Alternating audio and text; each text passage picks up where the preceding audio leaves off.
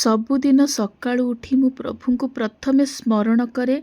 ହେ ପ୍ରଭୁ, ଆଜି ଦିନଟି ମୋତେ ଏତେ ଉର୍ଜା ଦିଅ ଯେମିତିକି ମୁଁ ମୋ ପରିବାର ପାଇଁ ସବୁ କର୍ତ୍ତବ୍ୟ କରିସାରିଲା ପରେ ମଧ୍ୟ ମୁଁ ମୋ ନିଜ ପାଇଁ କିଛି କରିବା ପାଇଁ ସାହସ ଆଉ ଶକ୍ତି ମୋତେ ଯେପରି ଆପଣ ଦିଅନ୍ତୁ।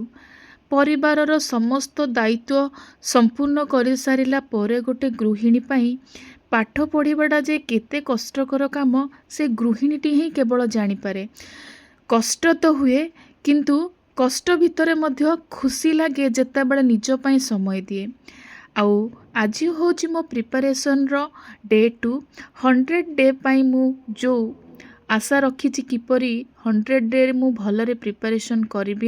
ଆଗକୁ ଯେହେତୁ ଏତେ ବଡ଼ ଗୋଟେ ଭ୍ୟାକେନ୍ସି ଆସୁଛି, ତ ନିଶ୍ଚିନ୍ତ ସମସ୍ତେ ନିଜ ନିଜର ପ୍ରିପାରେସନ୍ ଜର୍ଣ୍ଣିକୁ ବହୁତ ଭଲ ଭାବରେ କରୁଥିବେ।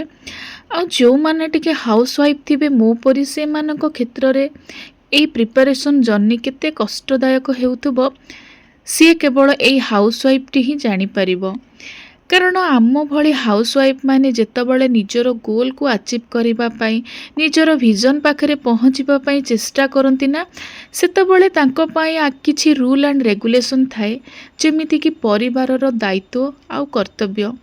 ଯେଉଁ ଗୃହିଣୀର ମୋ ପରି କୁନି କୁନି ପିଲା ଥିବେ ଆଉ ଘରର ଦାୟିତ୍ୱ ଥିବ, ନିଜେ ସବୁ କାମ ନିଜ ହାତରେ କରିବାକୁ ପଡ଼ୁଥିବ, ସେତେବେଳେ ଏଇ ଜର୍ଣ୍ଣିଟା ଟିକେ କଷ୍ଟ ହେଇଥାଏ।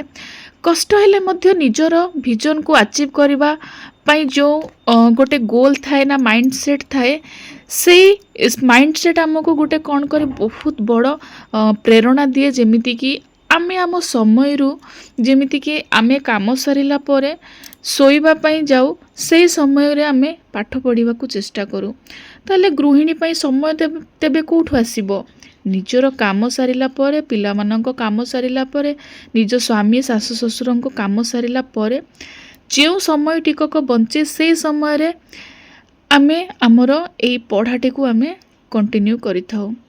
ଆଉ ସତ କଥା କହିବାକୁ ଗଲେ ମୋ ପାଇଁ ତ ବହୁତ କଷ୍ଟକର ହେଉଛି ଏଇ ସମୟଟା।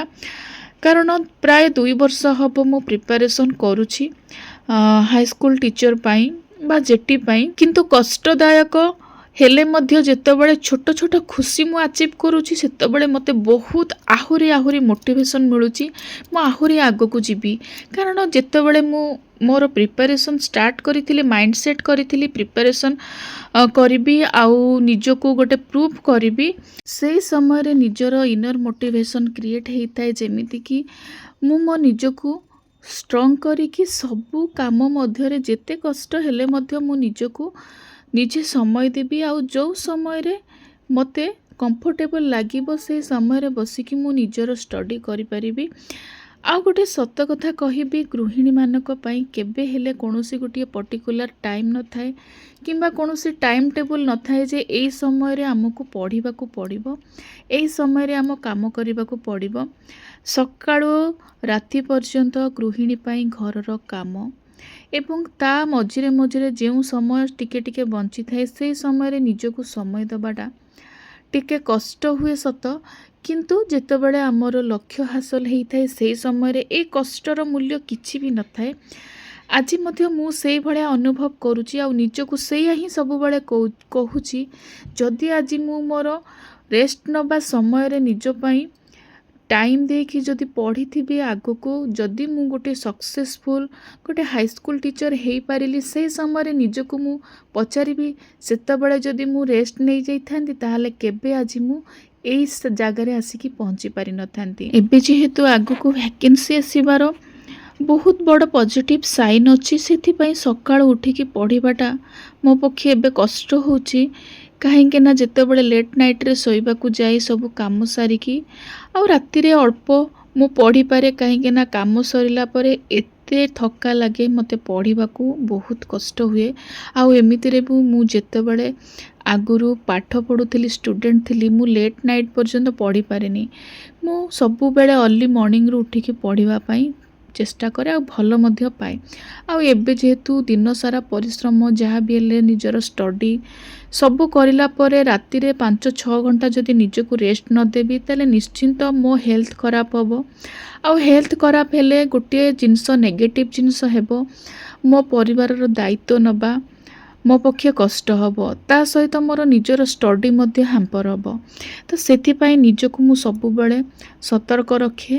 ଆଉ କେଉଁ ଟାଇମ୍ରେ ମୁଁ ପଢ଼ିବି, କେଉଁ ଟାଇମ୍ରେ ରେଷ୍ଟ ନେବି, ଆଉ ଏସବୁ ଭିତରେ ନିଜର ଷ୍ଟଡି ପ୍ରତ୍ୟେକ ଦିନ କିଛି ନା କିଛି ମୁଁ ଆଗକୁ ନିଜକୁ ନିଜ ଇମ୍ପ୍ରୁଭ୍ କରିବାକୁ ଚେଷ୍ଟା କରୁଛି। ଆଉ ସକାଳୁ ଉଠିକି ଏବେ ଟିକେ ରେଗୁଲାରଲି ପଢ଼ିବି, କିଛି ନହେଲେ ଘଣ୍ଟେ କିମ୍ବା 45 ମିନିଟ୍ ଯାହା ବି ହଉ ପଢ଼ିବା ପାଇଁ ଚେଷ୍ଟା କରିବି। କାହିଁକିନା ମର୍ଣ୍ଣିଂ ଟାଇମ୍ରେ ମୋତେ ପଢ଼ିବା ପାଇଁ ବହୁତ ଭଲ ଲାଗେ, ଆଉ ମୋତେ ଯାହା ପଢ଼ିଲେ ମଧ୍ୟ ମୋର ବହୁତ ମନେ ରହେ। ତ ଆଜିର ଭିଡ଼ିଓଟି ଆପଣମାନଙ୍କୁ ଯଦି ମୋଟିଭେଟ୍ କରିଥିବ ନିଶ୍ଚିନ୍ତ ଲାଇକ୍ କରିବେ।